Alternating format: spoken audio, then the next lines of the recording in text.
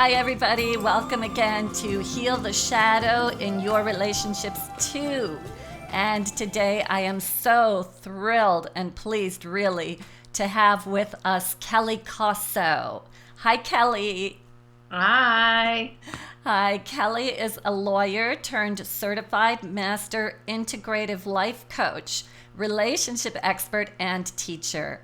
Kelley's known for being a kick ass coach who uses her quick wit, laser sharp insight, genuine examples, and ruthlessly compassionate style to transform people's lives. Truly gifted in supporting people to realize their limiting patterns and beliefs and self sabotaging behaviors. Kelley is a relationship expert who specializes in improving people's relationship with others as well as themselves, which is where it all begins. So, Kelley works one on one with clients, with couples, groups, organizations, even, and is also a core faculty member at the Ford Institute for Transformational Training. So, thank you so much, Kelley, for being with us here today. Oh, it's my pleasure. We just love to talk shadow, so we're good. Well, that's the topic of the day for sure of the whole series. And tell us a little bit more about the Ford Institute. You know, we know it's founded by the amazing best-selling author Debbie Ford. So, the Ford Institute, yes, it was founded by the wonderful Debbie Ford, who wrote 9 best-selling books, all life-altering. And the Ford Institute, we train integrative coaches. That's how I started as a student. And we also deliver lots of workshops and programs, and we have products. And probably our signature work is Debbie founded at the 1990s, in the end of the 1990s, the Shadow Process Workshop, which is referred to, and I can say this because I didn't create it, like one of the top transformational workshops in the world. And so lucky for all of us, it still lives on and we're still offering it, and Debbie trained me to deliver it, and it is probably one of the most awesome course programs I've ever seen. To watch people's lives shift in 2.5 days is amazing to me. And it's this great dance from the dark to the light, because that's, of course, the shadow. We have dark shadows and we have light shadows, and we need to embrace it all. So, it's this great ride, and it has lots of exercises. So we're just not talking to the people's head, because transformation happens in your heart. And you want to have an experience of transformation. And that's what we give to. We have sharing, we have conversation, but then we have a lot of exercises and experiences, and people get it on a cellular level, and they walk out transformed. I mean, we call it like the mini facelift, but Yes. all of a sudden they're glowing, because, transformation is the shift in perception. And so they've looked at all of this through different eyes, and all of a sudden, what they thought had been done to them, they see it's all been done for their evolution. And so it's amazing. And when you talk about relationships, watching people in relationships, I've done it with all 3 of my daughters. Oh, I've watched couples do it.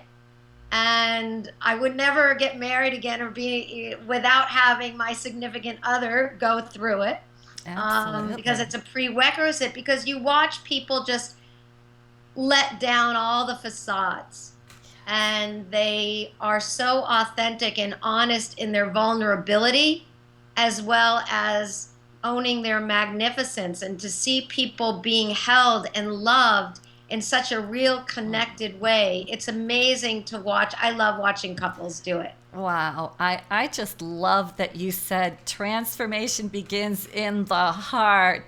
And Yeah. that's exactly why it's so important, if we're trying to create love relationships, to start with the shadow. Because this, I feel, and I'm sure you agree, is the main obstacle to getting to the love that you want. If we can handle our shadows, then we're good.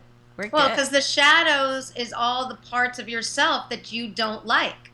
Yeah. So they're the parts of yourself that you've disowned, that you've deemed wrong, that you've deemed unacceptable. That's the dark shadows. There's also the light shadows, those amazing parts that you don't see in yourself because, as they say in Pretty Woman, the bad stuff is easier to believe.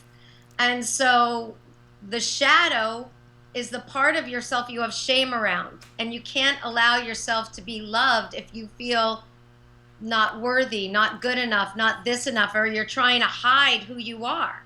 So if you can embrace, our work is about wholeness, is embracing all of who you are and those shadow parts of yourself that you didn't like, being able to see the gifts of them. How does selfish serve me? How does greedy serve me? How does all that stuff serve me? Because, one of my favorite expressions is that, the universe or God didn't give us any spare parts. So we need all those aspects of ourselves. And so when you do shadow work, you start to love the parts of yourselves you want to hide away in the darkness.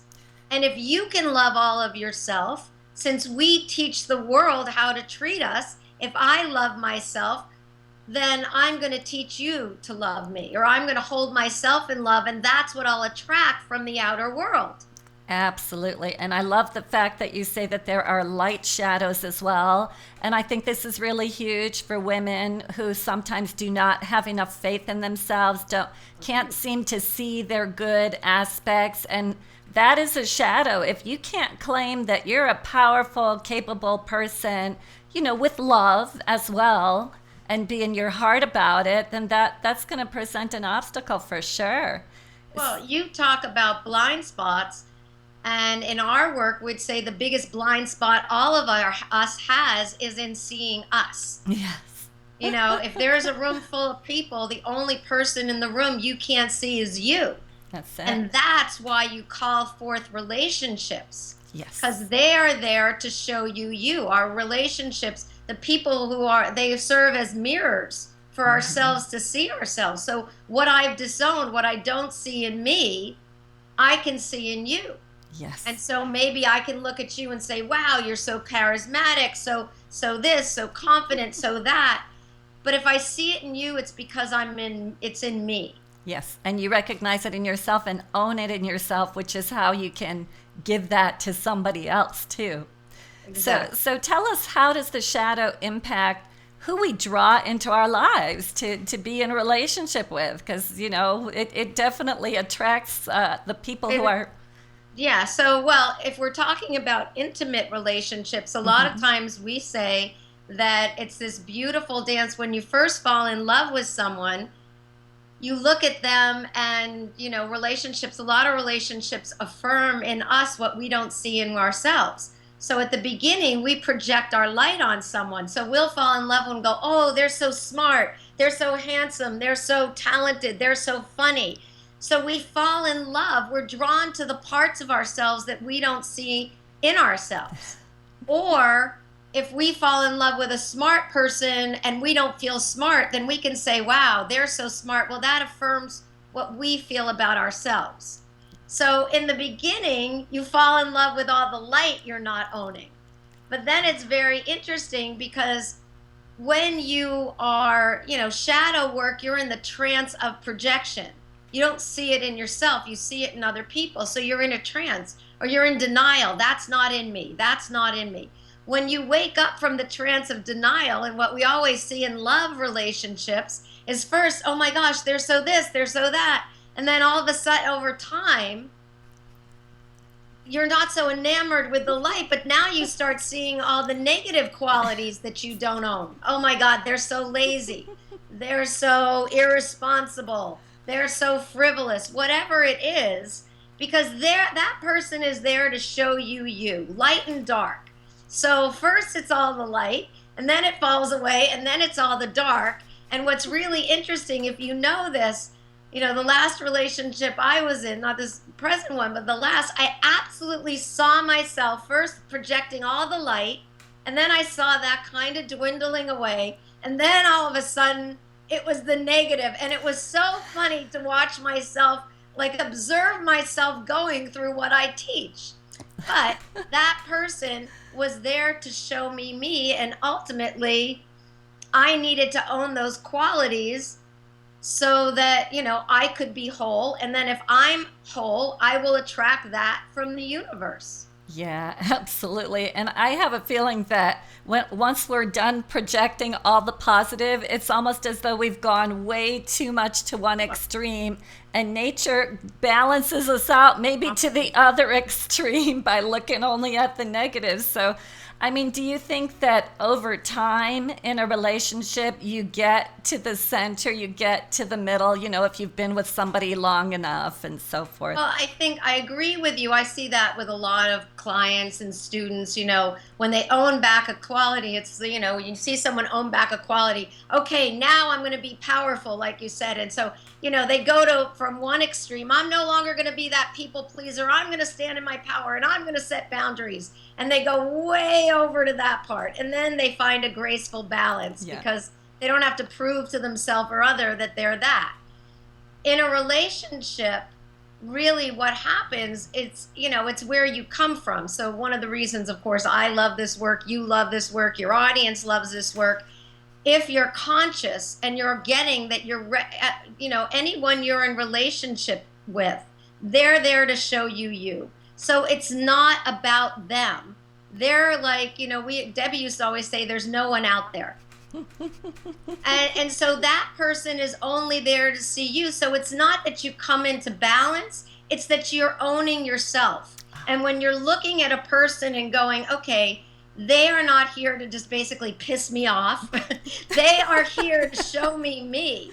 If you're always standing in that concept of responsibility, Yes. why did I call forth this person? What am I needing to own in myself?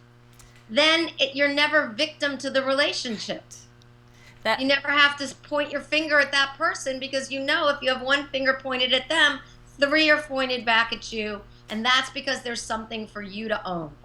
That is such an important thing that you said, because it's such a habit so many of us have, like just to project out and look at that person and blame them. Well, they're unreasonable. They're the one who's not getting it.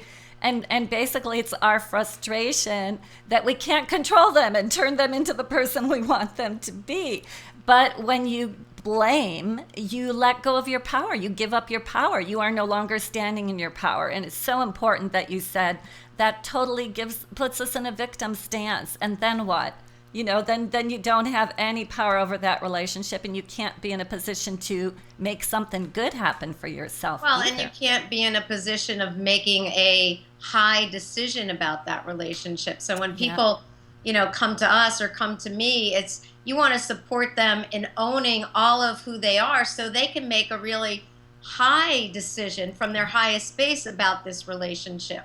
Yeah. Because even after that, you can own back all your shadows, which would probably take a lifetime, but you can own all maybe your several. shadows and then still say, this relationship isn't where I should be right now, in my highest. Yeah. Or you can own back all your shadows and you can get, wow, it had nothing to do with him or her. It was totally about me. Yeah, I love that. It's so and beautiful. I'm so grateful that this person came into my life.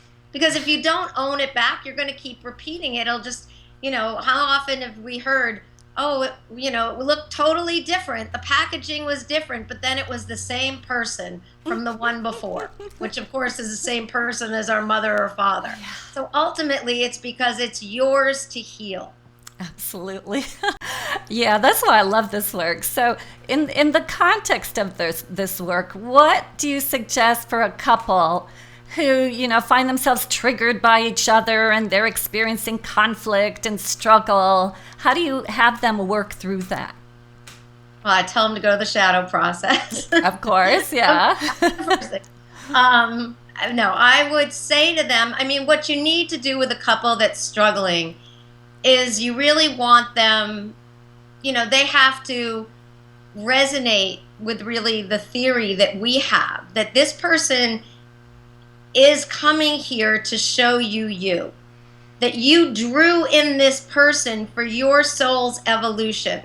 So if you can get the two people to buy into that concept, or if that concept resonates with them, then it's great for them to start looking, we start actually separate with them, owning, well, why did this person come into my life? Why did I need this relationship? What was I supposed to be learning? What am I supposed to be owning?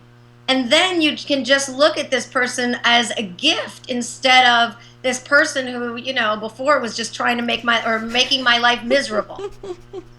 And so that's when you're looking at someone through different eyes, you see different things. And a lot of times that takes away that, because you get it. I mean, I see couples and I really understand how wounds fit like puzzle pieces. So of course, the person with the fear of abandonment is going to find the person with the fear of commitment, because ultimately the person with the fear of abandonment needs to stop abandoning themselves. And so they need to start filling up their own cup, and the person with the fear of commitment needs to be able to trust. But if this one is the fear of abandonment is in their story, they're going to be running after this person, and this person's going to be running away because they're going to be trapped or suffocated. But if this person can start feeding themselves, then the person with the fear of commitment can trust that it's safe to be in the relationship. So you get, of course, a fear of abandonment is going to attract a fear of commitment, because that's what they both need to learn, to grow, to become their next highest self. So when you get couples looking through that eyes, it's a whole totally different spin. It's not about fixing them. It's not about fixing yourself or changing, or there's no one wrong. This is actually the perfect divine design that they came together. Yeah. Don't you just love how that works? So you mentioned the shadow process. Why don't you tell us a little bit more about it? Well, as I said, it is a beautiful, so it's like this beautiful kind of roller coaster ride dance from the dark to the light. And we create this cocoon in the room, so it's very safe for people to share, to show up. We have people say, I've never said this to anyone in my life, and now I'm saying it in this room full of people. But everyone that's there is there for a reason. They're there because they want to drop the guard. They're there because they want to change. They're there because they're sick of feeling the shame or trying to be perfect. And so we get people, it's all about the shadow and owning your light shadows and owning your dark and owning your light. And it's just amazing experience that Debbie Ford had created. And of course, it's very personal, so it wasn't Debbie dependent. It just takes someone to lead it, because ultimately all our work is based on the answers lie within. Yes. And so everyone is digging into their own treasure chest. And it's an amazing weekend. We have one coming up in April in Ohio, and then we're going to be in Omega in June, in Miami in September, and LA in December. And you can go on thefordinstitute.com to find out. But I will tell you, when I was going through my decision about my marriage, and then, deciding it was over, and then going through my divorce, I think I went to 7 in a row, honestly. And wow. Each time it just filled me up, because I had lost myself. Yes. I had no idea who Kelley was again. And that shadow process, and that's why I'm so passionate about it.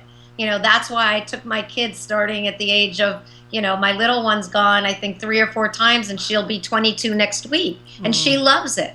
Yeah. And so it's just, I am so grateful for that work. Yeah. So you've told us a little bit about the benefit for couples. How about the benefit for single people who are looking for a relationship? Well, we all know that, certainly if there's something, if you're saying you want a relationship and you're not manifesting, there is probably some shadow or some shadows that you have, or some shadow beliefs that you have about relationship that is keeping you stuck, because ultimately we all are manifestors. But what most of us don't realize is what we are manifesting is our unconscious commitments. So even if I'm going around saying, I want a relationship, I want to get married, I want this, I want that, and it's not happening, it's because unconsciously there's something you're more committed to. And so in this work, we go back and we find out, what were the beliefs and thoughts that you made around love or relationship as a result of your childhood or your experience that happened or what you saw in your family. For me, I was raised, with a mother who just told you can't trust men, you can't trust love, you can't, it's not safe, you'll be betrayed. So of course, even though I said I wanted love, in my book, love wasn't safe. Yes. And I have a commitment to stay safe. And that's why for me, this work was so awesome, because I realized all that was going on an unconscious level, because conscious, it was like, oh, I want to get married, I want to have a relationship. And I couldn't understand. So it was going in and looking at all these unconscious beliefs that I had formed about love, relationships, trust, betrayal, disappointment, other people, that I had to unconceal and then look, instead of through the eyes of the 7-year-old when all the wound happened, through the woman that I am, and go, okay, now I can see it in a different perspective. But so many of us, our shadow beliefs are formed under the age of 10. So many people the father leaves and they don't understand. They don't have the wherewithal to say, well, it's not, my parents were fighting. They take it on as personally, because we all take everything personally, and they make it mean I'm unlovable. Yeah. And then that belief, I'm unlovable, stays in their unconscious, and it keeps becoming a self-fulfilling prophecy. So for people who are single and looking for a relationship, shadow work, I would say, is critical. Absolutely. Critical, crucial. Now, let me ask you a question, since you said that all the shadow beliefs are formed before we're 10 years old. What about somebody who, has been through a bunch of not great relationships, and they have leftover baggage from these relationships? Now, because of those relationships, they can't trust. They believe that they're going to attract whatever it is, an abandoning person. Is that a case where you've actually formed a new shadow belief from your adulthood? Or how do you look at that? Well, in our work, we would say if you follow that string back, you will find something that happened under the age of 10, where it was created. That shadow belief was created. You don't remember the event. You don't know that belief is there, because it's buried in your unconscious. Yeah. And the unconscious is 90 to 95% more powerful than the conscious mind. And of course, because it's there, that's why it's become this self-fulfilling prophecy over and over again. And that's why you've had these relationships that have turned out disappointing, or, however, but they have ended badly, because it keeps affirming that belief that was put into your operating system under the age of 10. So generally, we do follow it back, and we find when you get people out of their mind and bring them down into their heart, they'll have some recollection of it. Interesting. Yeah. Oh, Kelley, the time has just flown. Thank you so much for being with us. Now, I want you to tell us about a free gift that you have for our viewers. So we have a once-a-month free call. It's called Shadow Talk, because we love to talk shadow like you. And so one of the shadow talks we did was the shadow. And the neat thing about the shadow, well, it's not the neat thing, but it is really, I think it's kind of cool, it's totally is that the cool. shadow, it's so subtle but so pervasive that it can impact every area of your life. So we started this call called Shadow Talk. And we talk the shadow of sex, the shadow of birthdays, the shadow of holidays, the shadow of disappointment, the shadow of whatever, we could think of. And so one of the shadow talks we did was the shadow of change. Because so many, whether it's relationship, whether anything, change is a constant in all of our lives. And so many of us, resist change. We either stay stuck or we resist it or whatever it is. So this conversation, this 1 hour call, our free gift, is to help people understand the shadows that get in the way of them being at peace with change, embracing change. And so you'll hear the call, and at the end of our call, we always do a internal process because our work is about going inside. So the caller can go inside and find their answer. And if they love it, they can sign up for more Shadow Talks by going to thefordinstitute.com. Beautiful. It sounds absolutely wonderful. So, Kelley, as we are closing, I wonder if you have any final parting words of wisdom for our viewers. Leave them with a thought about, anything that you said today and about how they can help themselves to, yeah. Well, I think what people have to know is life does not have to be hard. It does not have to be a struggle, and you can change what you are experiencing. And so much of it, I feel like Debbie Ford gave me and us like the keys to the kingdom with the way she downloaded, I'll say, shadow work. Yeah. Because she made it easy, she made it accessible, fast, somewhat fun, and you don't need to suffer. Oh. That's just a belief. And so, do your shadow work, however, with whomever, but, the key lies in the shadow. I love that you said that, because life does not have to be a struggle. We're here to experience joy. We just got to look at a few obstacles, own a few things, and like you say, could be fast, could be easy, could be fun in a way. Yeah. Well, when you learn to laugh at yourself, you go, oh, yeah. After you get all the pain out. Yeah, absolutely. Well, thanks so much for being here with us, Kelley. Again, I really, really appreciate it. Anytime. Thank you for all you're doing. And thanks to all who are watching, and stay tuned again for our next installment of Heal the Shadow in your relationships too. Bye-bye for now. Bye.